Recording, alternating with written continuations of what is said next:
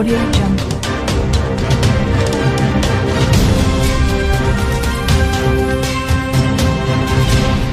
Audio Jungle. అసలు బీసీలకు న్యాయం జరుగుతుందా?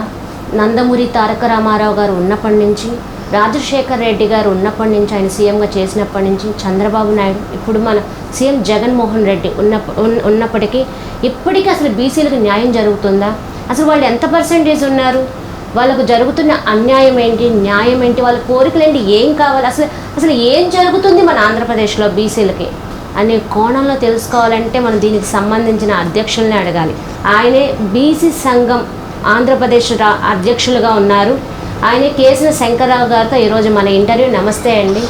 నమస్తే. ఇప్పుడు నేను ఇంట్రడక్షన్లో కూడా చెప్పాను, ఎన్నో డౌట్లు ఉన్నాయి. అసలు దీనికి ముందు మనం వెళ్ళే ముందు అసలు మీ కుటుంబ నేపథ్యం ఏంటి, మీరు ఎంతవరకు చదువుకున్నారు, రాజకీయాల్లోకి ఎలా వచ్చారు? మాది సొంత గ్రామం అంటే రేపల్లె దగ్గర కూచునపూడి అసెంబ్లీ కాన్స్టిట్యున్సీ ఒకప్పుడు ఉండేటువంటి కార్యక్రమం. ఆ కార్యక్రమం మొట్టమొదటిగా మాది కూచునపూడి పక్కనే బోలవరపాలెం విలేజ్. నేను మా తండ్రి గారు కేసన చింతయ్య గారు, మా అమ్మగారు సూరమ్మ గారు, వారికి నేను మూడో కుమారుడిగా జన్మించటం జరిగింది. నాది విద్యార్థి దశ కూడా పక్కన పిఆర్ఆర్ హై స్కూల్ అని చెప్పని మా విలేజ్ పక్కన ఉంది. అక్కడ విద్యాబోధనలు చేసుకుని తర్వాత Tenali industrial training institute of తెనాలిలో నేను ఒక వెల్డర్గా జాయిన్ అవ్వటం జరిగింది. అక్కడి నుంచి ఫ్యాబ్రికేషన్ ఇండస్ట్రీని స్టార్ట్ చేసుకుని గత అంచెలంచెలుగా అప్పట్లో శాసనసభ్యుడిగా జనతా పార్టీకి నేతృత్వం వహిస్తున్నటువంటి ఏవూరు సుబ్బారావు గారు మాకు అతి సన్నిహితుడుగా, మా యొక్క కుటుంబం బాంధవుడుగా ఉంటున్నటువంటి నేపథ్యంలో తొలిసారిగా సర్దార్ గౌతలచ్చన్న స్వాతంత్ర సమరయోధుడు, మరి పేదల పార్టీ పెన్నిది, అన్ని వర్గాలతో కూడా ఆయన ఒక రాజకీయ ప్రస్థానం చేసేటువంటి మహోన్నతమైనటువంటి బలహీన బడుగు వర్గాల నేత సర్దార్ గౌతలచ్చన్న గారి శిష్యుడిగా నేను ఈ రాష్ట్రంలో అనేక ప్రాంతాల్లో కూడా పర్యటించి ఆయన ఉప్పు సత్యాగ్రహంలో పాల్గొన్నటువంటి వ్యక్తి. కనిపిస్తే కాల్చివేత బ్రిటిష్ వారు ఇచ్చినటువంటి 10,000 రూపాయల పారితోషికం ఇస్తామన్నటువంటి పరిస్థితి. అదేవిధంగా జయాంధ్ర మూవ్మెంట్లో కూడా కీలక పాత్ర పోషించినటువంటి వ్యక్తి. అదేవిధంగా ఆయన సర్దార్ అనేటువంటి బిరుదు కూడా ఈ భారతదేశంలో ఇద్దరికి ఉంది. మొట్టమొదటిది సర్దార్ వల్లభాయ్ పటేల్, తర్వాత సర్దార్ గౌతలచ్చన్న. వీరు ప్రజల సమస్యల మీద నిరంతరం పోరాటం చేస్తూ ప్రజల యొక్క మన్నన పొందుతూ ప్రజాస్వామ్యబద్ధంగా పరిపాలన కొనసాగాలి అనేటువంటి అంశం మీదే సుదీర్ఘమైనటువంటి పోరాటం చేసినటువంటి యోధుడు సర్దార్ గౌతలచ్చన్న. ఆయన ఒక నిరుపేద కుటుంబంలో జన్మించి గీతావృత్తి కుటుంబంలో జన్మించినటువంటి వ్యక్తి. శ్రీకాకుళం జిల్లా బారువా ఒక కుగ్రామంలో జన్మించేటువంటి వ్యక్తి గారి శిష్యరకంగా నేను ఆ రోజు నుంచి ఇప్పటి వరకు కూడా ఆయన ఆశయాల్ని, ఆయన యొక్క సిద్ధాంతాల్ని పాటిస్తూ నా జీవనాన్ని ఈ విధంగా గడుపుతున్నటువంటి పరిస్థితి. ఆంధ్ర రాష్ట్రంలో మీకే బీసీ సంఘం అధ్యక్షులుగా ఇవ్వడానికి గల కారణం ఏంటి? ఇవ్వడం గల కారణం ఏంటంటే అసలు దీనికి పునాది వేసిందే ఉమ్మడి మద్రాసు రాష్ట్రం నుంచి మనం విడిపోయిన తర్వాత తొలిసారిగా సర్దార్ గౌతలచ్చన్న గారు దీనికి దీనికి పునాది వేసినటువంటి మహనీయుడు. అక్కడి నుంచి కర్నూలు నుంచి రాజధాని, ఆ తదుపరి హైదరాబాదు, ఆ తదుపరి అమరావతి. ఈ మార్పులు చేర్పులు జరుగుతున్నటువంటి నేపథ్యంలో గతంలో స్వర్గీయ సర్దార్ గౌతలచ్చన్న గారు కాలం చేసినటువంటి పెదప్ప బాలగౌడ్ గారు కానీ, అదేవిధంగా రకరకాలైనటువంటి వ్యక్తులందరూ కూడా ఈ రాష్ట్రంలో ఉమ్మడి రాష్ట్రం ఉన్నప్పుడు కానీ అనేక పోరాటాలు ఉద్యమాలు చేసినటువంటి వ్యక్తులు చాలామంది ఉన్నారు బీసీ కోసం. అయితే రాష్ట్రం విడిపోయిన తర్వాత ఆర్ కృష్ణయ్య గారు కూడా బీసీ జాతీయ అధ్యక్షుడిగా నిర్వర్తిస్తూ రాష్ట్రం విడిపోయిన తర్వాత ఈ రాష్ట్రానికి ఎవరైతే ఈ బీసీ వాదన బలంగా గట్టిగా వినిపిస్తారో వీళ్ళ సమస్యల మీద ఎవరైతే పోరాటం చేస్తారనేటువంటి సంకల్పం ఆలోచనతో ఆయన అప్పుడు ఆ రోజున నన్ను పిలిపించి విడిపోయిన రాష్ట్రానికి మీరు అధ్యక్షుడిగా కొనసాగితే ఈ బలహీన బడుగు వర్గాలకి కొంత న్యాయం జరిగిందనేటువంటి విషయాన్ని మొట్టమొదటిగా ఆయన నాకు ప్రోత్సాహం ఇచ్చి నాకు ఆ రోజున అపాయింట్మెంట్ ఇచ్చినటువంటి వ్యక్తి ఆర్ కృష్ణయ్య గారు. ఆర్ కృష్ణయ్య గారికి మీకు సత్సంబంధాలు ఎలా ఉంటాయి? అంటే సత్సంబంధాలు అంటే కొన్ని విషయాల్లో నేను ఆయన్ని విభేదించేశాను. విభేదించారు? ఎందుకు? ఎందుకంటే ఆయన ఆలోచన విధానం ఒక రకంగా ఉండేది, నా ఆలోచన విధానం ఒక రకంగా ఉండేది. రాష్ట్రం విడిపోయిన తర్వాత 1 సంవత్సరం 2 సంవత్సరాలు కలిసి ఆయనతో పనిచేయటం జరిగింది.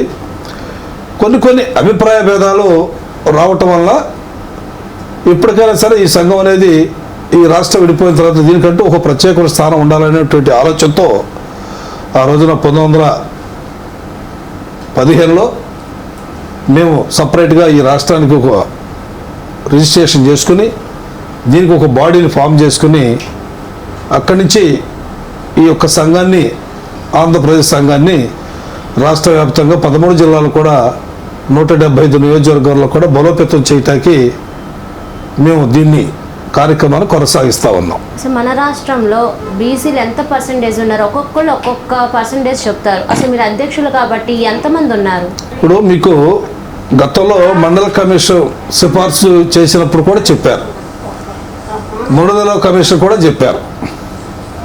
ఇటీవల రాష్ట్ర ప్రభుత్వం కూడా 49.5% అని కూడా చెప్పడం కూడా లెక్కల ద్వారా తెలిసింది. సరైనటువంటి విధానంలో 52% ఉన్నారనేటువంటిది అందరి యొక్క అంచనాలు. కానీ దీనికి పరిపూర్ణటువంటి న్యాయం జరగట్లా. ఎందుకంటే లెక్కలు ఏమంటే ప్రభుత్వాలన్నీ కూడా నిమ్మకు నీరెత్తినట్టుగా వ్యవహరిస్తూ ఉన్నారు. ప్రభుత్వాలే. మనకి దేశానికి స్వతంత్రం వచ్చి 70 సంవత్సరాలు అవుతా ఉంది. గతంలో బ్రిటిష్ వారు పరిపాలన చేశారు 90 సంవత్సరాల క్రితం. వాళ్ళు ప్రతి 10 సంవత్సరాలకి గణాంకాలు చేస్తారు. ఎస్సీలకు ఆ చట్టం ఆనాడు అంబేద్కర్ అవకాశాలు కల్పించారు. బ్రిటిష్ వాళ్ళు ఒక కాలం పెట్టారు, ఈ కుల గణాంకాలు కుటమే చేయటే కాలం పెట్టారు. కానీ మనవాడు వచ్చిన తర్వాత ఆ ఫార్మెట్లో ఉన్న కాలాన్ని పక్క తీసేశారు. అంటే ఓబీసీల పట్ల వీళ్ళకి ఏ రకమైన చిత్తశుద్ధి అనేది ప్రత్యక్షమైనటువంటి నిదర్శనం. ఆ యొక్క పేరును తొలగించటమే దీనికి కారణం. న్యాయస్థానాలు కూడా చెప్తా ఉన్నారు, అయ్యా ఈ దేశంలో ఓబీసీలు అత్యధిక సంఖ్యాకులైనటువంటి ఓబీసీలు ఉన్నారు, సరైనటువంటి సమపాళ్ళలో వాళ్ళకి న్యాయం జరగట్లేదు. జరగకపోవటం గల కారణాలు కూడా విద్య, ఉద్యోగ రంగాలు, రాజకీయ రంగాలు, లేకపోతే ఇంకా అనేక రకమైనటువంటి పదవుల్లో కూడా వాళ్ళకి సరైనటువంటి న్యాయం జరగట్లా. జనాభా నిష్పత్తి ప్రకారం వారికి న్యాయం జరగట్లా. దీనికి ప్రధానమైనటువంటి కారణం ఏంటంటే కుల గణాంకాలు చేయాలి. కుల గణాంకాలు చేస్తేనే సమస్త రంగాల్లో వాళ్ళకి వాటా లభించినప్పుడే సామాజిక న్యాయం అనేది జరిగిద్ది అనే విషయాన్ని సుప్రీంకోర్టు న్యాయమూర్తులు కానీ హైకోర్టు న్యాయమూర్తులు కానీ వారు చెప్పినటువంటి తీర్పులో ఆ సారాంశం. కానీ ప్రభుత్వాలు నిమ్మకు నీరెత్తినట్టుగా వ్యవహరిస్తూ తప్పుడు లెక్కలు చూపిస్తూ రకరకాలుగా ఓబీసీని బీసీని మోసం చేస్తూ ఉన్నారు. ఎందుకు ఇటీవల జగన్మోహన్ రెడ్డి గారు వచ్చిన కొత్తలో 34% స్థానిక సంస్థల్లో మాకు రిజర్వేషన్ ఉండేది. వార్డు మెంబర్ కాడి నుంచి మున్సిపల్ చైర్మన్ వరకు కూడా చట్టసభల్లో. ఈ జనాభా లెక్కల సేకరణ చేయకపోవటం వలన అది 22% దిగిపోయింది. ఎందుకు దేనికి కారణం అంటే కుల గణాంకాలు చేయకపోవటం వల్లనే న్యాయమూర్తులు కూడా దాన్ని కోతకు వేసడం జరిగింది. వారు కూడా ఏమన్నారంటే 50% సీలింగ్ మించకూడదు, రిజర్వేషన్ అనేది ఎస్సీ ఎస్టీ సోదరులు కానీ మించకూడదు.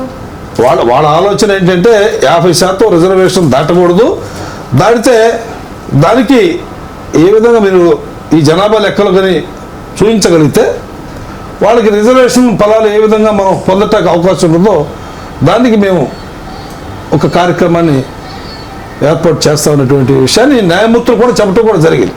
కానీ రాజకీయ పార్టీలన్నీ ఏంటంటే ఈ లెక్కలు ఎప్పుడైతే వస్తాయో ఈ దేశంలో వాళ్ళ ఎస్సీ ఎస్టీ సోదరులకి జనాభా దామాషా ప్రకారంగా నిధులు కేటాయింపులు జరుగుతున్నాయి. సో రేపు బీసీలు కూడా మా వాటా ప్రకారం బడ్జెట్ కేటాయించాలి, లేదా మాకు చట్టసభల్లో రిజర్వేషన్ కల్పించాలి, స్థానిక సంస్థల్లో కానీ చట్టసభల్లో కానీ మా జనాభా దామాషా ప్రకారంగా మీరు లెక్కలు చెప్పినప్పుడు తప్పనిసరిగా వాళ్ళకి ఆ తగినటువంటి నిష్పత్తి ప్రకారం ఇవ్వాలి.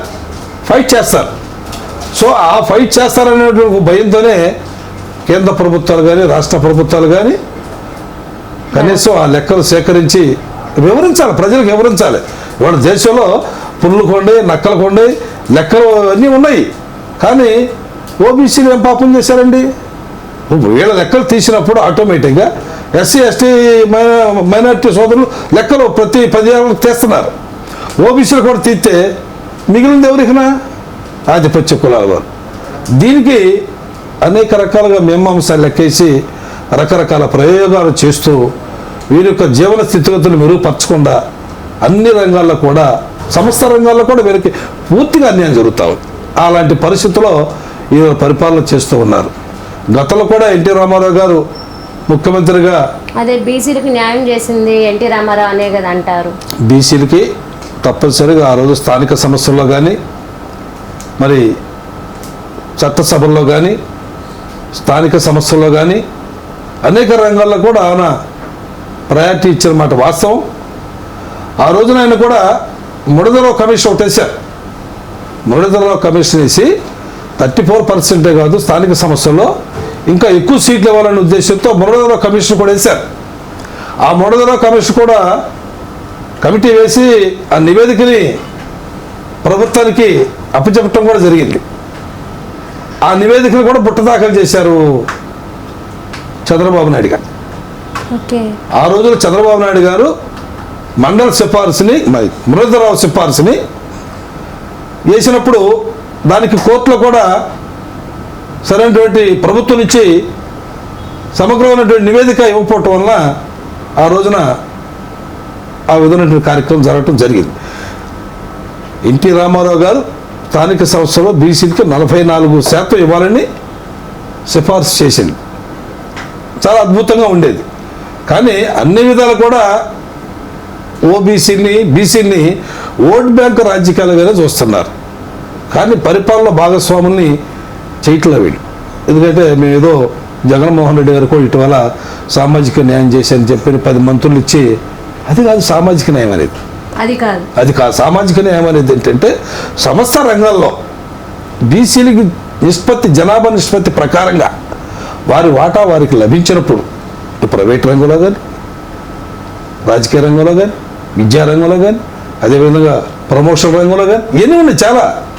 ఈ రంగాలన్నింటిలో కూడా సమస్త రంగాల్లో వాళ్ళ జనాభా నిష్పత్తి ప్రకారంగా జరిగినప్పుడే సామాజిక న్యాయం జరిగింది అనేది మనం అనుకోవాలి. అంతేగాని ఏదో మంత్రి పదవులు కార్పొరేషన్లు వీటి వల్ల వచ్చేటువంటి ప్రయోజనం ఏమీ లేదు.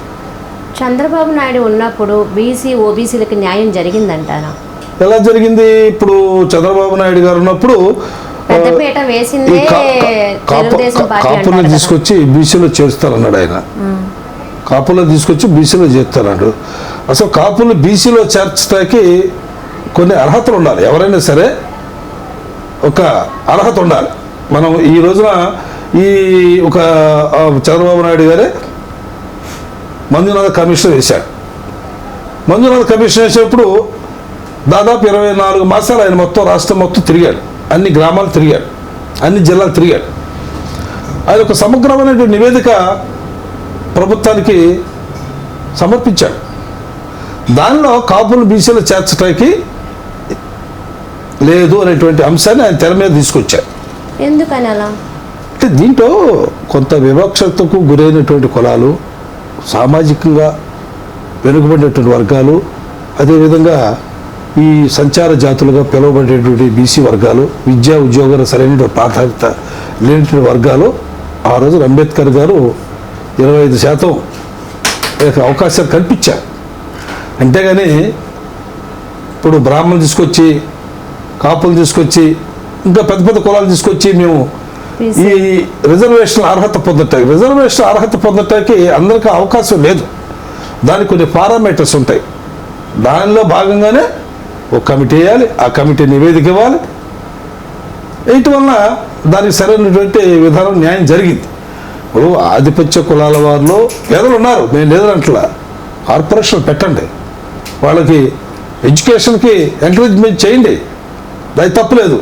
కానీ రిజర్వేషన్ అనే దాని ఫలాలు పొందటానికి అర్హత లేనటువంటి కులాలు ఇవన్నీ కూడా.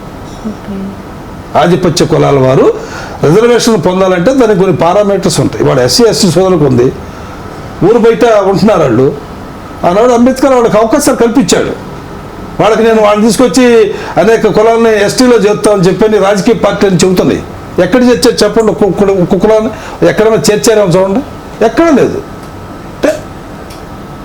అంటే అది ఒక నియమ నిబంధనల ప్రకారంగా, చట్ట ప్రకారంగా, రాజ్యాంగ ప్రకారంగా నడుచుకోవాలి తప్ప ఏదో నా ఇష్టం వచ్చినటువంటి నేను చేస్తాను, నీ ఇష్టం వచ్చిన నువ్వు చేసి నా ఇష్టం చేస్తే ఇక ప్రజాస్వామ్యానికి విలువలే ఉంది, రాజ్యాంగానికి విలువలే ఉన్నాయి.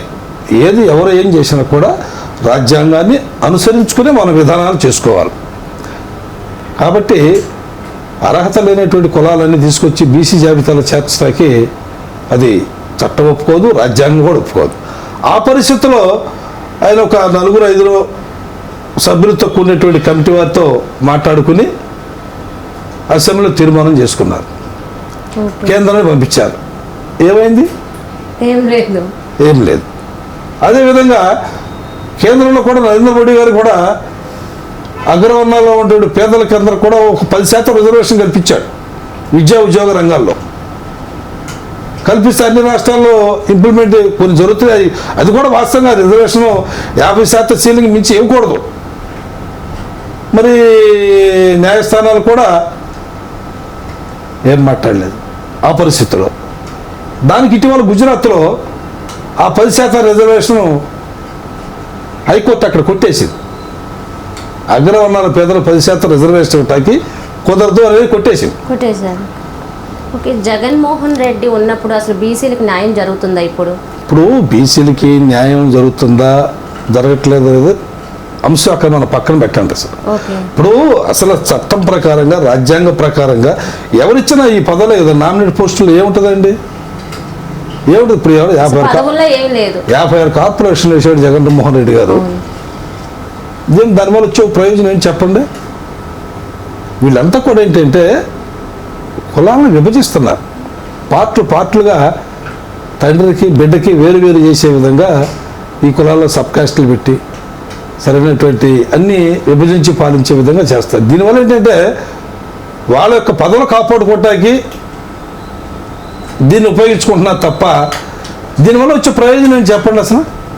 ఇప్పుడు ఆయన ఓ బీసీ కమిషను వేశాడు, మంచిదే, మనం మంచి చేసాడు, మంచి చెప్పుకోవాలి. బీసీ కమిషన్ అనేది ఒక చారిత్రాత్మకమైనటువంటి విషయమే. దానికి పరిపూర్ణంగా ఆ యొక్క వ్యవస్థకి ఫుల్ పవర్స్ ఇవ్వాలి. పవర్స్ లేకుండా పవర్ లైన్ పోస్ట్ తీసుకుంటే ఉపయోగం ఏముంది? వాళ్ళ బీసీ కమిషన్ చైర్మన్ వేశారు, దానికి కొంతమంది సభ్యులను వేశారు. వాళ్ళేంటి ఈ రాష్ట్ర వ్యాప్తంగా తిరిగి వాళ్ళకున్నటువంటి హక్కుల్ని, వాళ్ళది స్వయం ప్రతిపత్తి గలటువంటి సంస్థది, ఆ సంస్థను డెవలప్ చేయాలంటే ప్రభుత్వంతో పని లేదు. ఆ సంస్థలో ఏదైనా నిర్ణయం తీసుకోవచ్చాడు. ఆయన హైకోర్టు మాజీ న్యాయమూర్తి, దానికి చైర్మన్గా. ఆయన విధి విధానాలు బీసీ కమిషన్ ఉన్న పవర్స్, ఎస్సీ ఎస్టీ కమిటీ ఉంది, కమిషన్ పవర్స్ ఉన్నాయి, వాళ్ళు చేస్తున్నారు. బీసీ కమిషన్ చేయదు. బీసీ కమిషన్ కూడా చేయాలి కదా. ఏది ఎక్కడుంది చెప్పండి? ఈ రాష్ట్రంలో ఇప్పుడు కమిషన్ వేసుకోవడం దాదాపు 2 సంవత్సరాలు అవుతుంది. ఎక్కడ ఏదో ఒక్కసారి మాత్రం రాష్ట్రం మొత్తం ఎక్కడ పర్యటించారు, ఏదో అక్కడికి వెళ్ళి వినతి పత్రాలు తీసుకున్నారు. దానివల్ల ప్రయోజనం లేదు కదా. క్షేత్రస్థాయిలో పర్యటించాలి, ఆయా సామాజిక వర్గాలన్నీ కూడా స్థితిగతులు అధ్యయనం చేసుకోవాలి. బీసీ కమిషన్ చైర్మన్ పవర్స్ ఉండాలి. అది ఇండివిజువల్గా స్వయం ప్రతిపత్తి మీద ఆ సంస్థ నడిచినప్పుడే దానికి గౌరవం, మర్యాద, ఆ సామాజిక వర్గ న్యాయం జరగటం అనేది ఒక అంశం. అది మీరు రాష్ట్రం అంతటా పర్యటిస్తూ ఉంటారు ఇప్పుడు అధ్యక్షులు కాబట్టి. అసలు బీసీలకి ఏ సమస్యలు ఉన్నాయి, అసలు బీసీల సమస్యలు ఏంటి, ఆ దృష్టికి ఇప్పుడు ప్రభుత్వ దృష్టికి ఎలా తీసుకువెళ్ళాలని మీరు అనుకుంటున్నారు? ఇప్పుడు ప్రభుత్వం నేను వచ్చిన దాదాపు 8 సంవత్సరాలు అవుతుంది. వచ్చిన కాడి నుంచి స్టార్టింగ్లోనే చంద్రబాబు నాయుడు గారు అప్పుడు కాపులను తీసుకొచ్చి బీసీలు చేర్చే అంశం మీద తీసుకున్నారు. దాదాపు 3 సంవత్సరాలు ఆ యుద్ధమే సరిపోయింది మాకు.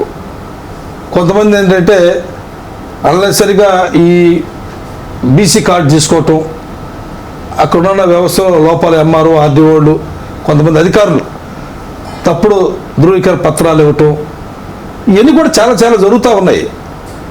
దీని మీదే మాకు పోరాటం చేయటానికి సరిపోతూ ఉంది.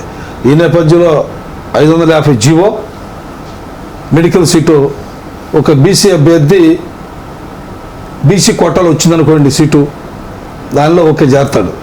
లేదు ఓపెన్ కాంపిటీషన్ వచ్చిందనుకోండి, ఈ సీట్ని అతను ఓపెన్ కాంపిటీషన్ వెళ్ళిపోతే బీసీకే ఈ సీటు ఫిలప్ చేయాలి. చేయకుండా వాళ్ళు రకరకాలుగా యూనివర్సిటీ వాడు, పాలక మండలి వాడు రకరకాలుగా చేసుకుంటూ ఉన్నారు.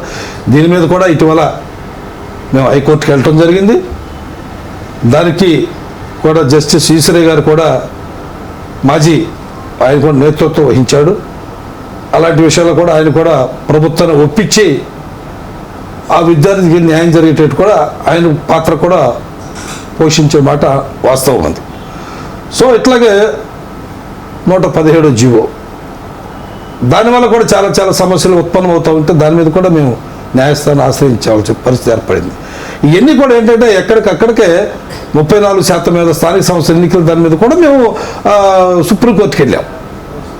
10% ఆధిపత్య కులాల వారికి రిజర్వేషన్ ఇవ్వడం, దాని మీద కూడా సుప్రీంకోర్టుకి వెళ్ళాం. ఇప్పుడు న్యాయస్థానాలు కూడా త్వరితగతంగా దాని మీద సరైన నిర్ణయం తీసుకోకపోవటం, దీనివల్ల చాలా గతంలో కూడా ముస్లిం మైనార్టీ సోదరులకి 4% రాజశేఖర రెడ్డి గారు ఉన్నప్పుడు రిజర్వేషన్ ఇచ్చారు. అదే విద్యా ఉద్యోగ రంగాలనే ఇప్పుడు రాజకీయ రంగంలో కూడా వచ్చేసారు వాళ్ళు. అంటే బీసీల జనాభా దబావం వాటా తగ్గిపోతుంది, రిజర్వేషన్ పెరగట్లా. ఇప్పుడు ఫీజుల రియంబర్స్మెంట్ ఉంది, ఆరోగ్యశ్రీ ఉంది, పెద్ద ప్రజలకు రాజశేఖర రెడ్డి గారు మంచి స్కీమ్స్ పెట్టాడు. ఓకే, అందరూ ప్రజలు హర్షించారు. ఆయన 2 సార్లు ముఖ్యమంత్రి చేశారు. ఎన్టీ రామారావు గారు పేద ప్రజలందరూ కూడా కూడు గుడ్డ, లేకపోతే ఈ బీసీ స్టడీ సర్కిల్స్ అని, లేదా పట్టవాడి వ్యవస్థ అని కొన్ని విప్లవాత్మక మార్పులు తీసుకొచ్చాడు ఎన్టీ రామారావు గారు కూడా. ఈ బీసీలకు కూడా న్యాయం జరగాలి. వాళ్ళ తొలిగా వాళ్ళ బీసీలందరూ కూడా ఇంత చైతన్యం పరుస్తూ రాజకీయ రంగంలో అన్ని రంగాల్లో ముందుండాలంటే కొంత ప్రధానమైన కారకుడు ఎన్టీ రామారావు గారే. దానిలో ఎవరు కూడా ఏ పార్టీ వాళ్ళు కూడా ఎన్టీ రామారావు గురించి విమర్శ చేయరు. ఆ విధంగా జరగాల్సినటువంటి కార్యక్రమాల్లో కొన్ని లోపాలు జరుగుతున్నటువంటి మేము ఇటీవల ముఖ్యమంత్రి గారు కూడా కలిసి వారు ఈ ఓబీసీ కుల గణాంకాలు లెక్కించే కార్యక్రమం తీర్మానం చేసి కేంద్రానికి పంపించడం జరిగింది. ఆయన మళ్ళీ మేము వెళ్ళి ఆయన కూడా సత్కరించి మీరు చేసిన కార్యక్రమం మంచిదని కూడా ఆయన అభినందించాం. మేము రాజకీయ పార్టీలకు అతీతంగా ఈ సంస్థను మేము నిర్మాణం చేసుకున్నాం. మీరు మంచి చేస్తే మిమ్మల్ని అభినందిస్తాం, గౌరవిస్తాం. మా జాతులకు ఎక్కడైనా అన్యాయం జరిగితే మాత్రం దాని మీద తప్పనిసరిగా చంద్రబాబు నాయుడు గారు కూడా మేము విమర్శ చేశాం, జగన్మోహన్ రెడ్డి గారు కూడా విమర్శ చేశాం. ఎక్కడ కూడా దానిలో మేము విమర్శించడంలో మాత్రం వెనకాడరు, దానిలో సమస్య లేదు. మా యొక్క ఈ కులాలకి రాజ్యాంగబద్ధంగా మాకు సంక్రమించిన హక్కుల్ని కాపాడుకోవటానికి మేము వాళ్ళ ఉద్యమాలు పోరాటాలు చేయాల్సినటువంటి పరిస్థితులు ఈ రాజకీయ పార్టీలు కల్పిస్తున్నారు. వాళ్ళుగా చేసేస్తే మాకు ఈ సమస్యలు, ఈ బాధలు ఉండవు. కొంతమంది రాజకీయ నాయకులు, ప్రజలు ఏమంటున్నారంటే సంక్షేమ పథకాలు సంవత్సరానికి వచ్చి 15,000 10,000 వస్తాయి కదా, అసలు ఈ కాకుండా మాకు ఏదైనా నిధులు, మాకు ఉపాధికి సంబంధించి లోన్లు అయి ఉంటే మేము ఏదన్నా ఒక నెలకు 15,000, నెలకు ఒక 5,000 సంపాదించుకున్న సంవత్సరం మొత్తంలో ఒక 60 లక్షలు సంపాదించుకుంటాం కదా, ఆ లోన్లు ఏదో మేమే కట్టుకుంటాం కదా, మాకెందుకు ఈ సంక్షేమ పథకాలు అని అంటున్నారు. ఇలాంటి ప్రశ్న ఏదన్నా మీ ముందుకు వచ్చినాయా?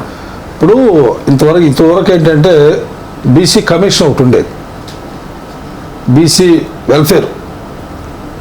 వెల్ఫేర్కి బీసీ కమిషన్ ఒకటి ఉండేది. దానిలో ఏంటంటే బీసీ ఫైనాన్స్ కార్పొరేషన్. ఈ ఫైనాన్స్ కార్పొరేషన్కి సెంటర్ నుంచి కూడా నిధులు తెచ్చుకోవచ్చు, ఆ ప్రాసెస్ ఉంది. రాష్ట్ర ప్రభుత్వం దాని మీద సరైన దృష్టి సాధించకపోవటం అనేది కూడా ఒక బాధాకరమే. చేతివృత్తి వాళ్ళకి వివిధ కులాల చేతివృత్తి ఉంటాయి కదా, ఒక 30,000, 40,000, 50,000, 1,00,000, 2,00,000, 3,00,000 అట్లాంటి లోన్స్ ఇవ్వటానికి ఆ రోజున అవకాశం ఉండేది. దాంతో కొంత ప్రభుత్వం వారు సబ్సిడీ ఇవ్వటం, బ్యాంకు దగ్గర కొంత లోన్ తీసుకోవటం, ఇవన్నీ కూడా జరుగుతున్నాయి. ఇటీవల మరి జగన్మోహన్ రెడ్డి గారిని మేము కూడా అడిగాం, బీసీ ఫైనాన్స్ కార్పొరేషన్ అది నిర్వీర్యం అయిపోతుంది, ఈ కులాలన్నీ కూడా డిఫరెంట్ వెళ్ళిపోతున్నాయి, మరి మీరు ఈ విధంగా చేయటం అనేది కరెక్ట్ కాదు, వాళ్ళకి ఏదైనా కూడా వాళ్ళ కుల వృత్తులకి సంబంధించినటువంటి పరికరాలు కానీ దేనికనగా మనం ఇవ్వాల్సిన అవసరం ఉందని చెప్పారంటే, సరే ఈ అమ్మఒడి, జగనన్న విద్యా దీవెన, లేదా ఫీజుల రియంబర్స్మెంటు, ఇవన్నీ అధిక మొత్తాలు మేము బడ్జెట్ రిలీజ్ చేస్తున్నాం, ప్రజలకి విద్యా ఉద్యోగ రంగంలో అవకాశాలు కల్పించేదో మేము ప్రణాళిక తీసుకుంటున్నాం అనేటువంటి విషయం కూడా చెప్పారు. అది కరెక్ట్ కాదు ముఖ్యమంత్రి గారు. బీసీ ఫైనాన్స్ కార్పొరేషన్ అనేది ఎప్పుడో ఏర్పడినటువంటి సంస్థ. ఆ సంస్థ ద్వారా మీరు చేయండి, అమ్మఒడి చేయండి, జగనన్న విద్యాజీవనం చేయండి, స్కాలర్షిప్లు పెట్టండి, రియంబర్స్మెంట్ పెట్టండి, హాస్టల్స్ పెట్టండి, వాళ్ళకి కాస్మెటిక్ వాళ్ళకి డబ్బులు ఇవ్వండి, లేకపోతే కొత్త టెక్నాలజీ కోర్సులు పెట్టండి, స్టడీ సర్కిల్స్ డెవలప్ చేయండి. అవి మేము ఎవరు కూడా దాని జోలికి మేము పోట్లా, మీరు చేయాల్సిన పరిస్థితి చేయాలి. కానీ బీసీ ఫైనాన్స్ కార్పొరేషన్ అనేది మాత్రం మోస్ట్ ఇంపార్టెంట్. దానివల్ల ఏంటంటే కులవృత్తులు అనేటువంటి వాళ్ళకి మనం చేయుతో ఇవ్వాలి, చేదోడు వాదోడుగా ఉండాలి, అవి చేయాలని చెప్పిన కూడా మేము అడగటం కూడా జరిగింది. చేద్దాం అనేటువంటి విషయాన్ని కూడా వారు కూడా తెలియజేయటం జరిగింది. ఏది ఏమైనా అల్టిమేట్గా ఈ ఓబీసీ కులగణాంకాలు లెక్కించాలి. కొన్ని దశాబ్దాల నుంచి కూడా అనేక రకాల పోరాటాలు చేస్తూ ఉన్నాం. ఇటీవల పోయిన సంవత్సరంలో మరి జగన్మోహన్ రెడ్డి గారు కలిసాం, జంతర్ మంతర్ దగ్గర కూడా మేము ఈ యొక్క సమావేశాన్ని ఏర్పాటు చేసి ధర్నా చేసాం. అక్కడ అన్ని కార్యక్రమాలు పార్లమెంటు సభ్యులు కలిసాం, మంత్రులు కలిసాం. అదేవిధంగా మరి ఇక్కడ చంద్రబాబు నాయుడు గారిని కలిసాం, వారు కూడా వారి ఎంపీని పంపించటం జరిగింది, జగన్మోహన్ రెడ్డి గారి ఎంపీని కూడా పంపించటం జరిగింది. అందరూ కూడా మాకు సంఘీభావం తెలియజేయటానికి కాంగ్రెస్ పార్టీ, సిపిఎం, సిపిఐ, దాదాపు 18 రాజకీయ పార్టీలు మాకు మద్దతు ఢిల్లీలో జంతర్ మంతర్ దగ్గర తెలియజేశారు. వాళ్ళందరూ కూడా మేము అభినందనలు చెప్పాం. ఏదేమైనా కూడా ముఖ్యమంత్రి గారు జగన్మోహన్ రెడ్డి తీర్మానం చేసి పంపించడమే కాదు, మీరు కూడా గతంలో బీహార్ ముఖ్యమంత్రి నితీష్ కుమార్ అఖిల పక్షాన్ని తీసుకుని ఢిల్లీలో ప్రైమ్ మినిస్టర్ కలిశారు. మీరు కూడా అలాంటి కార్యక్రమం తీసుకుని వెళ్ళి కలిసి ఒత్తిడి తీసుకురావాలి. ఓబీసీ కులగణాంకాలు లెక్కించేంత వరకు కూడా మేము విశ్రమించే ప్రసక్తి లేదు. అన్ని రాష్ట్రాల్లో కూడా పర్యటిస్తాం, జనాలందరూ కూడా చైతన్యపరుస్తాం. బీపీ మండల్ నివేదిక ఏదైతే పార్లమెంట్లో ఆ రోజున ఆగస్టు 7వ తారీఖున సబ్మిట్ చేశాడో ఆ అమలు చేయడానికి మేము ఈ రోజు ఇన్ని కార్యక్రమాలు చేయాల్సిన అవసరం ఉంది. ఆ రోజున మరి విపి సింగ్ గారు ప్రధానమంత్రి కూడా కోల్పోయాడు. ఆ రోజున మండలికి వ్యతిరేకంగా చాలా ఉద్యమం చేశారు ఈ భారతదేశంలో ఆధిపత్య కులాల వారు, అన్ని రాజకీయ పార్టీలు. కనీసం ఇవాళ 27% విద్యా ఉద్యోగ రంగాల్లో అవకాశం కల్పించింది, ఆ ప్రతిపాదన చేసింది బీపీ మండల్. విపి సింగ్ ప్రధానమంత్రిగా ఉన్నప్పుడు ఈ పూర్తిగా అమలు చేయాలని చెప్పిన రోజుని మేము ఈ భారతదేశంలో 6-7 రాష్ట్రాల్లో కూడా ప్రతి సంవత్సరం ఆగస్టు 7న ఆ కార్యక్రమం కూడా మేము కొనసాగిస్తూ ఉన్నాం. రేపు 25వ తారీఖున కూడా గుంటూరులో బీపీ మండల్ జయంతి. ఆ జయంతి సందర్భం కూడా ఒక బ్రహ్మాండమైన బహిరంగ ర్యాలీ, మరి వెంకటేశ్వర విజ్ఞాన మందిరంలో కూడా ఆయనకు ఘనంగా నివాళులర్పించి ఒక కార్యక్రమాన్ని తీసుకున్నాం. దాన్ని కూడా విజయవంతం చేయాలని అన్ని జిల్లాలకు కూడా, ఇక్కడ అన్ని రాష్ట్రంలో అన్ని జిల్లాల్లో కూడా ఒక పిలుపునివ్వటం కూడా జరిగింది. మీరు ఏ రాజకీయ పార్టీకి సపోర్ట్ కాదన్నారు. ఒకవేళ 2024లో బీసీ ఓబీసీలకు సంబంధించి ఏదైనా ఇటు టీడీపీ కానీ, జనసేన కానీ, వైసీపీ కానీ సంబంధించి ఏదైనా సపోర్ట్గా మేనిఫెస్టో రిలీజ్ చేస్తే మీరు ఆ పార్టీకి సపోర్టేనా? అట్లా చేయరు. మేమే ఒక రాజకీయ పార్టీ నిర్మాణం చేయదలుచుకున్నాం. మీరే చేయదలుచుకున్నాం. ఎందుకు అలా? ఎందుకంటే మరి మా యొక్క ఆలోచన కానీ, మాకు రావాల్సినట్టు మా వాటా కానీ, మరి ఎన్ని చేయాలంటే మరి చట్టసభలో మాట్లాడే ప్రజాప్రతినిధులు ఉండాలి కదా, లేరు ఎవరు లేరుగా. ఇవాళ వైసీపీ తాలూకు ఎన్నికైనా బీసీ అభ్యర్థి అయినా వైసీపీ అనుకూలంగా మాట్లాడతాడు, తెలుగుదేశానికి అనుకూలంగా వ్యక్తి చేసి తెలుగు అనుకూలంగా మాట్లాడతాడు. ఆ పార్టీ విధానం కాదని బీసీకి సపోర్ట్ చేయదుగా. వాళ్ళు ఇక్కడికి వచ్చి గ్రామాల్లోకి వచ్చి నేను బీసీని ఓటేయని చెప్తారు, కానీ తీరా అక్కడికి వెళ్ళాక వాళ్ళ పార్టీ నియమ నిబంధనలు అట్లా ఉన్నాయి, మనం దాన్ని చేయగలిగింది లేదు. మేము స్వతంత్రంగా ఇక్కడ మేము ఒక రాజకీయ పార్టీ నిర్మాణం చేసుకుంటే ఎక్కడో చొక్క బలమైన చోట్ల మేము కూడా పోటీ చేసి నలుగురు ముగ్గురు ఈ కండవతో బీసీ అభ్యర్థులు చట్టసభలో ఉంటే ఏ ప్రభుత్వం వ్యతిరేకంగా మాకు చర్యలు చేపట్టినా దాన్ని మేము బాయ్కట్ చేయటం, లేకపోతే దాని మీద ఉద్యమం చేయటం, అసెంబ్లీని పోరాటం చేయటానికి మాకు అవకాశాలు ఉంటాయి. మా జెండా మీద మేము పోటీ చేస్తే మా రైట్స్ ఉంటాయి. ఇప్పుడు మీరు సొంత పార్టీ పెట్టబోతున్నారు. ఎస్, ఎప్పుడు చెప్తారు, రివీల్ చేస్తారు? చేస్తాం కొద్దిగా దానికి సమయం సందర్భం వచ్చినప్పుడు తప్పనిసరిగా చేయడం మాత్రం తథ్యం 100%. దాంట్లో ఎక్కడ సంకోచించాల్సిన అవసరం లేదు. మీ మీద మరి ఎన్నో కుట్రలు పన్నుతారు, మరి ఎన్నో జరుగుతాయి కదా, వాటి అన్నిటికీ సిద్ధమేనా? మరి ఇవాళ కదా రాజకీయాల్లో అసలు కుట్ర లేకుండా రాజకీయం జరగదు. ఒక కుటుంబంలో కూడా నలుగురు బిడ్డలుంటే తండ్రి నలుగురు బిడ్డలు సమానంగా చూస్తాడా? ఉండదు కదా. సో అది కూడా అయితే రాజకీయాలు కూడా ఎత్తుకు పై ఎత్తేసుకోవటం. మేము ఈలోపు బీసీ ఎస్సీ ఎస్టీ మైనారిటీస్ వర్గాలన్నీ కూడా కూడగలుపుకుంటాం. వాళ్ళ డబ్బుతో మనకు పని లేదు. మనకు ఆనాడు అంబేద్కర్ ఓటు ఆయుధాన్ని ఇచ్చాడు. ఆ ఓటు ఆయుధాన్ని ఏ విధంగా మనం వినియోగించుకోవాలో ఒకసారి మనందరం కూడా ఆత్మపరిశీలన చేసుకోవాలి. ఆ మహనీయుడు విద్యా ఉద్యోగ రంగాల్లో ఈ బలహీన వర్గాలను వెనకబడి ఉంటారు. ఇప్పటి కాకపోతే ఎప్పటికైనా కూడా ఓటు యొక్క విలువ తెలుసుకుని వీళ్ళు రాజ్యాధికారం అంతిమ లక్ష్యంగా సాగుతారనే ఆలోచనతోనే ఆయన ఆ రోజున ఓటు హక్కుని మనకు కలిగించారు. సామాజిక న్యాయం అంటే పెట్టిన పేరు మహాత్మా జ్యోతిరావు పూలే. ఈ వర్గాలకన్నిటి కూడా సరైనటువంటి న్యాయం జరగాలంటే, సామాజిక న్యాయం జరగాలంటే అన్ని సమస్త రంగాల్లో కూడా వీళ్ళకి జనాభా నిష్పత్తి ప్రకారంగా వాటా ఉండాలి. రాజ్యాంగంలో పొందుపరిచిన అంశాలన్నీ కూడా అంబేద్కర్. వీళ్ళిద్దరూ ఈ బలహీన వర్గాలకి రెండు కళ్ళు. ఆ విధంగా ఆలోచనతో మేము కూడా వాళ్ళకి ఆశయాన్ని సిద్ధాంతాన్ని ప్రజల్లో తీసుకెళ్ళి చైతన్యపరుస్తున్నాం. ఒక ప్రయోగం చేయాలి. మానవుడు ప్రయోగం చేయకపోతే వాళ్ళ అంతరిక్షంలోకి మరి దూసుకెళ్ళిపోతున్న రాకెట్లు. మరి యుగం మారింది, మనం కూడా మారాలి, బీసీలు కూడా మారాలి. ఎంతకాలం ఈ బానిసత్వం పొద్దుతాం? ఎంతకాలం మోసి మా తాతలు మోసారు, తండ్రులు మోసారు, మేము మోసాం 70 సంవత్సరాల నుంచి. మేము భావితరాల వరకు ఒక మంచి స్ఫూర్తినిస్తున్నాం. నాయన మీరందరూ కూడా కళ్ళు తెరవండి. ఒక్కొక్క ఎనాలిసిస్ ఎలా ఉందంటే నెక్స్ట్ 24కి రాబోయేది టీడీపీ గవర్నమెంట్ వస్తుందని ఒకళ్ళు, కొంతమంది వైసీపీ వస్తుంది, 175 కొన్ని సీట్లు తగ్గిన వస్తుంది ఇలా అనుకుంటుంటే, మరి మీరు ఏ బలంతో ఏ ధైర్యంతో సింగిల్గా మేము పోటీ చేస్తాము చేయగలం అని అంటున్నారు? ఓటు ఆయుధం. మా బలమే ఓటే ఆయుధం. ఈ ప్రజాప్రతినిధులందరూ కూడా ఈ బలహీన బడుగు వర్గాలు ఓటేస్తేనే ముఖ్యమంత్రి అవుతున్నారు, ప్రధానమంత్రులు అవుతున్నారు. దీన్ని మించిన ఆయుధం ఏం లేదు కదా. డబ్బు ₹1 కోటి అక్కడ పెట్టు, నేను ఓటేస్తేనే నువ్వు ముఖ్యమంత్రి ఎమ్మెల్యే అయ్యేది. కానీ మేము ఓటు మాకేసుకుంటాం, మా జాతులకు మేము వేసుకుంటాం. గట్టిగా అయితే మాత్రం వెళ్తున్నారు. మా అభ్యర్థులు మేము గెలిపించుకుంటాం.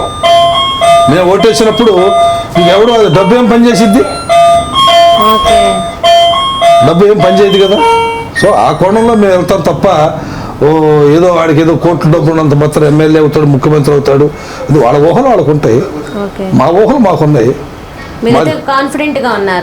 వజ్రాయుధం మాకుందండి, ఓటు హక్కు ఉందండి. ఇప్పుడు ఏదైనా విన్నుగానే గెలుపు ఓటములు డిసైడ్ చేసేది ఓటే కదండి. ఆ ఓటు హక్కును మా దగ్గర ఉంది కదా. బీసీ ఎస్సీ ఎస్టీ మైనారిటీ వర్గాలను కలుపుకుంటే 85% ఉన్నాయి వాడి భారతదేశం, 85%. మా ఓటు మేము వేసుకున్నాం అనుకో, మేము సీట్లు ఇచ్చే స్థాయికి మేము ఎదగాలి. మా కోరిక అదే. మేము ఇవ్వాలి సీట్లు, మేము ఇవ్వాలి బీఫారాలు. మా ఆలోచన అది. పూలే ఆలోచన, అంబేద్కర్ ఆలోచన అదే. మన సీట్లు ఇచ్చే స్థాయికి ఎదగాలి. మనం ఇచ్చేసి అడుక్కున్నప్పుడు 70 సంవత్సరాలు అడుక్కుంటున్నాం, ఇవ్వట్లేదు. వాడికి ఇష్టం అయితే ఇస్తున్నాను, లేకపోతే డబ్బులు ఉండేవాడికి ఇస్తాను, లేకపోతే ఎవరు. కానీ అలా కాదు. ఇక్కడ నిరుపేద అయినా సరే, డబ్బు ఉన్నా లేకపోయినా సరే, మన ఓటు ఆయుధాన్ని మనం ఉపయోగించుకొని మన జాతులకి ఈ ప్రజాస్వామ్యంలో విలువలు కావాలన్నా, ప్రజలుగా మనుగడ సాధించాలన్నా, రాజకీయ వ్యవస్థను ప్రక్షాళన చేయాలన్నా, అనుకున్న లక్ష్యాన్ని చేరాలన్నా కూడా మన ఓటు మనం వేసుకొని మన అభ్యర్థిని మనం గెలిపించుకున్నప్పుడే ప్రజాస్వామ్యం నిలబడిద్ది అనేది మా సంకల్పం. రానున్న రోజుల్లో కేసీఆర్ శంకర్రావు గారు ఎలా ఉద్యమించబోతున్నారు? చూస్తారుగా, మీరే చూస్తారుగా. ఒక ప్రణాళికబద్ధంగా వెళ్తున్నాం. రేపు బస్ యాత్ర కూడా చేయబోతున్నాం. ఈ బస్ యాత్ర రాష్ట్రంలో అంటే ఒక్కొక్క జిల్లాకు అలాగా అన్ని జిల్లాలు 26 జిల్లాలు కూడా టూర్ చేస్తాం. ఇప్పటి నుంచే మొదలెట్టేశారు. చేస్తాం. ఆ కార్యక్రమం ఉన్నాము. ఏంటది చేసి చూపిస్తాం, మాటలు చెప్పం. మీరేనా మీ వెనక కేంద్రం నుంచి బలం కూడా ఏమన్నా ఉందా? కేంద్రం రాష్ట్ర ప్రభుత్వాలు మాకెందుకు సహకరిస్తారు? లేదా? ఎందుకు సహకరిస్తారండి? ఏమీ లేదు. వాళ్ళు బీజేపీ మోడీ ప్రధానమంత్రి అవ్వాలనుకుంటారు, ఇక్కడ జగన్మోహన్ రెడ్డి గారు అవ్వాలనుకుంటాడు, చంద్రబాబు నాయుడు అవ్వాలనుకుంటాడు. మేమెవరు వాళ్ళు మాకు కోరుకుంటారా? అంటే మీరు ఇక్కడ రాష్ట్రాన్ని లీడ్ చేయాలంటే కేంద్రం నుంచి కూడా మీకు సపోర్ట్ ఉండాలి కదా. అది కేంద్రం సపోర్ట్ అక్కర్లేదా? ఎందుకు దేని సపోర్ట్ ఎందుకు? ఏమి వద్దు. మేము ఓటేసి మేము ప్రజాప్రతిని మేము గెలిపించుకుంటా ఉంటే ఆడ ఓటు మాకెందుకు? అసలు ఆల్టార్ సపోర్ట్ మాకెందుకు? ఏమి వద్దు. ఎందుకు? సరే, మేము గెలిచిన తర్వాత అప్పుడు చూపిస్తాం మా ప్రతాపం ఏంటో. అసలు మీ బలం మీరేనా? మీ వెనక ఆంధ్ర రాష్ట్రాలు ఇంకా బలం ఏంటి? నాకు ఎందుకంటే మిమ్మల్ని చూస్తుంటే ఒక యుద్ధానికి రెడీ అన్నట్టు ఉన్నారు. మా బలం ఒకటే, పూలే అంబేద్కర్. మా ఆయుధాలు పూలే అంబేద్కర్ అని తలుసుకొని మేము ప్రజల్లోకి వెళ్ళిపోవటం మా ఆయుధం అదే, మా బలం అదే, మా జనబలం. మా జనం ఉన్నారు మాకు. ఈ ప్రజాస్వామ్యంలో ఎంతోమందిని వేదికలు ఎక్కి ముఖ్యమంత్రి సీట్లు, ప్రధానమంత్రి ఎక్కించినటువంటి బలహీన బడుగు వర్గాల వాళ్ళే కదా. ఇప్పుడు కనీసం మేము ఇప్పుడు 54-55% ఉన్నాం. మేము మా ఓట్లో ఉన్నాయి కదా, మా ఓట్లో మేము వేసుకున్నాం, మేము గెలుస్తాంగా అని మేము అనుకోం. ఇక్కడ ఒక బీసీ పార్టీ అనేది కాదు, అన్ని వర్గాలకు కూడా సమతుల్యంగా వాళ్ళ వాటా తగ్గట్టు వాళ్ళకు కూడా సీట్లు ఇస్తాం. ఎస్సీ సోదరులకి ఎస్సీ, ఎస్టీ వాళ్ళ సోదరులకి, అగ్రకుల కులంలో ఉన్నటువంటి వాడు ఎక్కడైతే ఎక్కువగా వాళ్ళకు కూడా సీట్లు ఇస్తాం. న్యాయంగా ఎవరికి అలవాలే వెళ్ళిపోతూ ఉంటాం. మేము వాళ్ళ జస్టిస్ కోసం, న్యాయం కోసం మేము పోరాటం చేస్తున్నాం. మాతో పాటు ఆ వర్గాలకు కూడా న్యాయం జరగలగమని మేము మా వరకు మేము చేసుకోవటం కాదుగా. మేము ప్రజల్లో ఒక స్ఫూర్తిని పొందాలన్నా, లేకపోతే మా ప్రజల్లో వీళ్ళ సిద్ధాంతాలు నచ్చి కానీ, లేకపోతే వీళ్ళ నాయకత్వం నచ్చి కానీ అవతల వాళ్ళు కూడా రావాలి కదా. రావాలి, వాళ్ళ వాటా వాళ్ళకు కూడా ఇవ్వాలి కదా. ఇది బీసీల పార్టీలు కాదు. మేము కూడా ఇప్పుడు తెలుగుదేశం పార్టీ ఉంది, చౌదరీస్ పార్టీ అంటున్నారు, వైసీపీ పార్టీ ఉంది, రెడ్డి పార్టీ అంటున్నారు, జనసేన పార్టీ ఉంది, కాపుల పార్టీ అంటున్నారు. కానీ మాకు బీసీగా మేము ముద్ర వేయించుకుంటానికి సిద్ధంగా లేరు. మేము అన్ని వర్గాలు కలుపుకు వెళ్తాం. అందరితో సమతుల్యంగా రాజకీయ రంగంలో ప్రజలకి ప్రయోజనం జరగాలి. మా అల్టిమేట్ ఏంటంటే ఈ ప్రజాస్వామ్యంలో ప్రజలు ఏదైతే కోరుకుంటున్నారో, ఈ అణగారిన వర్గాలు వాళ్ళకి 70 సంవత్సరాల నుంచి జరగనటువంటి న్యాయాన్ని మేము చేయాలని ఒక సంకల్పంతో ఒక ప్రయోగం చేస్తున్నాం. ప్రయోగం చేయకపోతే ఎట్లా తెలిసింది దాని ఫలితాలు? సో ఆ కోణం తప్ప ఒక బీసీలు పార్టీ పెట్టినంతమంది బీసీ పార్టీ కాదు ఇది. అన్ని వర్గాలు బీసీ, ఎస్సీ, ఎస్టీ, మైనారిటీస్ వర్గాలన్నీ కూడా కలుపుకుంటాం. ది సేమ్ టైం ఆధిపత్య కులాల వారు కూడా ఎక్కడెక్కడ బలంగా ఉన్నా వాళ్ళకు కూడా మేము టికెట్లు ఇస్తాం. బీసీ సంఘ అధ్యక్షులుగా రాష్ట్రానికి మీరు ఇచ్చే స్టేట్మెంట్ ఏంటి? ఇదే మనం రాజ్యాధికారం అంతిమ లక్ష్యం. అంతే. మన ఓట్లు మనం వేసుకోవాలి, సీట్లు మనయే, ఓట్లు మనయే. అంతిమ లక్ష్యం పూలే అంబేద్కర్ ఏదైతే ఆశించినప్పుడు వాళ్ళు ఏదైతే ఆశించారో ఈ సమాజంలో ఈ వర్గాలన్నిటి కూడా అన్ని సమస్త రంగాల్లో కూడా న్యాయం జరగాలనేది వాళ్ళ సంకల్పం. అప్పుడే ఘనమైనటువంటి పూలేకి, అంబేద్కర్కి నివాళులు అర్పించేవాళ్ళు అవుతాం. వాళ్ళు ఎన్నో త్యాగాలు చేశారు, ఎన్నో ఉద్యమాలు చేశారు, ఎన్నో అవమానాలు భరించారు, ఎన్నో పోరాటాలు చేశారు. భారతదేశం 70 మన గత స్వతంత్రం రాకముందు వాడు పడ్డ కష్టాలు మామూలు అంత కాదు కదా. మరి పూలే సామాజిక న్యాయ విప్లవకారుడు. ఆయన ఈ దేశంలో పురుషులే కాదు, స్త్రీలు కూడా సమానమైనటువంటి కాన్సెప్ట్ డెవలప్ చేసిన మహనీయుడు ఆయన. సావిత్రిబాయిని చిన్నతనంలో వివాహం ఆడాడు, ఆవిడకి విద్యాబోధన నేర్పించాడు, అది అనేక సందర్భాలు పాఠశాలలు పెట్టాడు, మహిళలు కూడా చైతన్యపరిచింది ఆ సావిత్రిబాయి పూలే. చదువులమ్మ తల్లి సావిత్రిబాయి అయితే ఆర్డినరీ పర్సన్ కాదు. ఈ భారతదేశం తొలి మహిళ పంతులం అంటే సావిత్రిబాయి. మరి ఆవిడ కూడా ఆయనకి భాగస్వామిగా ఉండి ఎంతో ఉద్యమాలు ఆయన కూడా చాలా అవమానపరిచారు. ఆ రోజులో బ్రాహ్మణిజం ఎక్కువ ఉండేది. వీళ్ళందరూ చదువుకుంటే ఎక్కడ తెలియగలడైపోతారు, ఎక్కడ ఈ దేశాన్ని దోసుకెళ్ళిపోతారనే కుట్రపూర ఆలోచనతో ఆవిడ కూడా కోడిగుడ్లు ఇచ్చినవాడు ముఖాన పేడ కల్లాపు చల్లేవాడు. అయినా కూడా ఆ మహా సాత్వికురాలు చీర సంకలా పెట్టుకుని పక్కకు వెళ్ళి మార్చుకుని మళ్ళీ స్కూల్కి పాఠాలు చెప్పారు. అంతే ఆ మహాతల్లి సావిత్రిబాయి పూలే. అంటే ప్రజాస్వామ్యంలో మగ ఆడనేది కాదు, వీళ్ళు కూడా సమతుల్యమైనటువంటి చేసి చూపించాడు మహనీయుడు పూలే. అంబేద్కర్ అంటే ఇక రాజ్యాంగ నిర్మాత, ఈ వర్గాలన్నింటి కూడా ఏమి కావాలో ఏం చేయాలనో దురదృష్టి ఆ రోజునే రాజ్యాంగం రచించిన మహానుభావుడు. వాళ్ళ రాజ్యాంగం సామాజిక విప్లవకారుడు, ఆయన చేసే నిర్ణయాలు, ఆయన చేసే కార్యక్రమాలు ఏ తొక్కతోలు ఎన్ని ఇవాళ ప్రభుత్వాలు పాటిస్తున్నాయా? ఏదో ఆ రోజున పూలే జయంతి దండేస్తున్నారు మెడలో, జిందాబాద్ మహానుభావుడు అంటున్నారు, మళ్ళీ ఈడ పని కానీ ఎడతాయి. అంబేద్కర్కి ఓట్లు ఇష్టం ఉన్నా లేకపోతే దండ వేయాలి, లేకపోతే ఓట్లు రావుగా. కానీ వాళ్ళు చేసినటువంటి సంస్కరణ అమలు చేయటానికి ముందు రావు. వాళ్ళ పుట్టినరోజు చచ్చిపోయిన రోజున మాత్రం దండలేస్తారు. ఇవన్నీ జనాలంతా కూడా గమనిస్తున్నారు, జనాలందరూ కూడా చైతన్యం అయ్యారు. ఇవాళ ఈ రాష్ట్రంలో మరి ఏ విధంగా రాజకీయాలు జరుగుతున్నాయి, కొన్ని వర్గ పోరాటాలు, కుల పోరాటాలు జరుగుతున్నాయి. ఈ రోజున ప్రత్యక్షంగా మరి ఎదురు మేము అనపోయినా కూడా మేము గ్రామాలకు వెళ్తుంటే జనాలందరూ మోసదే. పరిస్థితులు చాలా మరి ఎలా ఉంటాయి ఏంటనేది వెయిట్ చేసుకోవాల్సిన అవసరం. మా లక్ష్యం మేమైతే మాత్రం మా ప్రయాణం ఎక్కడ ఆగదు. ఎవరు కలిసి వచ్చినా ఎవరు కలిసి రాకపోయినా పూలే అంబేద్కర్ ఏదైతే ఆశించారో ఆశించిన విధంగా మేము పనిచేయటానికి ముందుకు వెళ్తాం. దానిలో ఎక్కడ ఎటువంటి సంకోచించాల్సిన అవసరం లేదు. ఈ భారతదేశంలోనే తొలిగా సంక్షేమ సంఘం కార్యాలయం నూతన భవనాన్ని కూడా త్వరలోనే నిర్మాణం చేస్తున్నారు. ఓకే, చూశారు కదా ఇంటర్వ్యూ. ఎందుకంటే 49.5% రాష్ట్రంలో బీసీలు ఉన్నారు. కానీ ఒకటే చెప్తున్నారు ఏంటంటే, మేము కొత్తగా ఇప్పుడు ఉద్యమించబోతున్నాం, బీసీలు కూడా అసెంబ్లీలో కూర్చోవాలి, మేము చాలామందిని మేము ప్రకటిస్తాం, తర్వాత మేము ఎవరికైనా అప్పుడు మేము హోదాలు ఇస్తాము, ఎందుకంటే మేము అలసిపోయాము. 70 సంవత్సరాల నుంచి బీసీలకి న్యాయం జరగలేదు, మాకుండే మా హక్కుల కోసం మేము అడగాల్సి వస్తుంది. ఇంకా మేము ఓటు హక్కుని మాది మేము వినియోగించుకొని మేమే పీఠం ఎక్కి మేము అందరినీ సమంగా చూస్తాం, అంబేద్కర్ బాటలో కూడా నడుస్తాం అని చెప్పి చాలా సెన్సేషనల్ ఇంటర్వ్యూ అనుకోవచ్చు. మరి మరొక ఇంటర్వ్యూలో మీ శ్రావణి మిమ్మల్ని మళ్ళీ కలిసి అంతవరకు సెలవు, నమస్కారం.